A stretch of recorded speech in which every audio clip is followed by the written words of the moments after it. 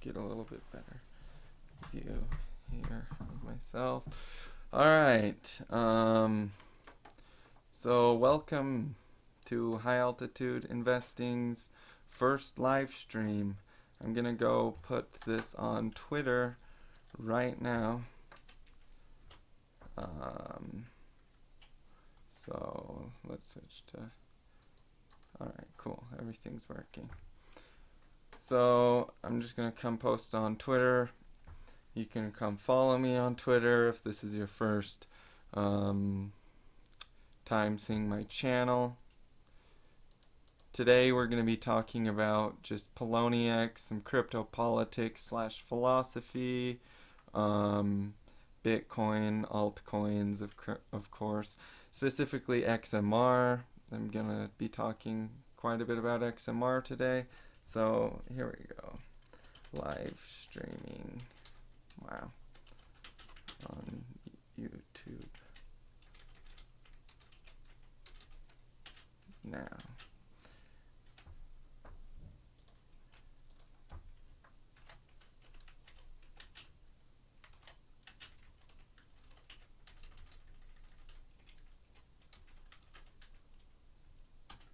Okay. Cool.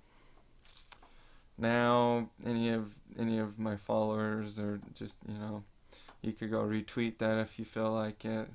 Just try and get as many people live here watching as we can. So, let's see. I'm gonna go ahead and I'm still learning this whole live streaming thing. It's kind of complicated. This is the first time I've actually used YouTube's live stream, and I'm just using it along with OBS. So hopefully it's working for you guys. For me, it looks like it's a little laggy here, but I'm not sure why that is. And the stream health is red. But either way, this video will be uploaded later onto YouTube, so you can watch it not live. But try and get as many people here as you can. The word, get more viewers. We can have a good live stream here. The live stream doesn't really start until 10:30. But I'm still going to be looking at some of these charts and talking a little bit before then. I also have my friend with me today. If you'd like to introduce yourself. Hi, I'm Marshall. Me and him have been trading cryptocurrency together for a while now, so we we've both made and lost money doing it, so we're relatively experienced traders in my eyes. Alright, so XMR, Monero, the one that everybody's talking about right now, and everybody doesn't really have a good idea of where it's going. Well, I wouldn't say that's true. I have a pretty good idea of where it's going, and I think a lot of other people do now too. But for a minute there it was confusing because this looked like a really nice double bottom, but we broke below that. So we're now in this this 50 to 38% range, and I think it will come down and test this 38% real quick, which will be awesome because then we can buy a whole ton of Monero at 0.0122, which is really cheap, especially since it's going to break its new high here. The cooldown period is just about over. Once it hits this 38% level, the cooldown period will be over, and XMR will moon. See, just like this person is saying in the troll box, XMR is not collapsing, it's accumulating. He's right. This is an accumulation pattern right here. So just trying. My goal right now is just trading Bitcoin against XMR, and to accumulate XMR predominantly as it drops, because the more XMR, the more cheap XMR I have, the more I'm gonna make when it hits, you know, new highs.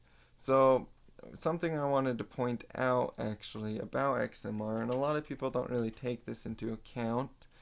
I've mentioned it before in some of my previous videos, but an interesting thing about XMR is the available supply. So Bitcoin has an available supply of 15 million. Ethereum has an available supply of 84 million. And XMR just barely passed its 13 million mark. So now, XMR.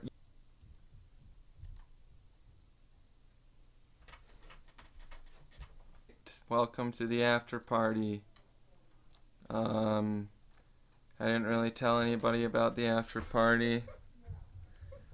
Oh, nice. Yeah, I've got some people that just shared it, so I'm having a little after party here. Um, just talking about random stuff. This is, yeah, an after party. I don't know exactly what I'm gonna do, but for anybody that's watching, welcome. And now would be the time to ask any questions you might have, because I'm right here on the chat, ready to answer any questions. So yeah. Wonder if there's a way to hide this. I kind of think it's slowing up my bandwidth, making it a little harder for people to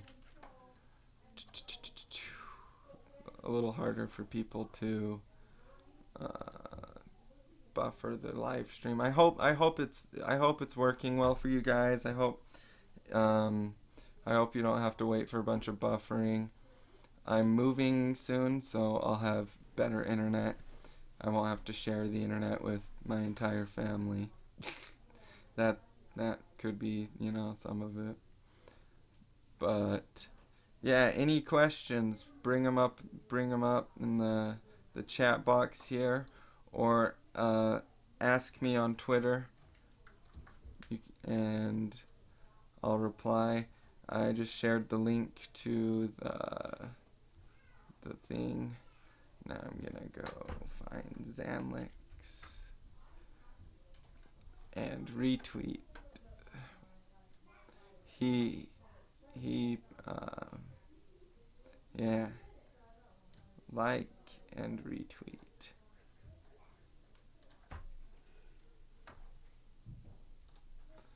Cool. So yeah.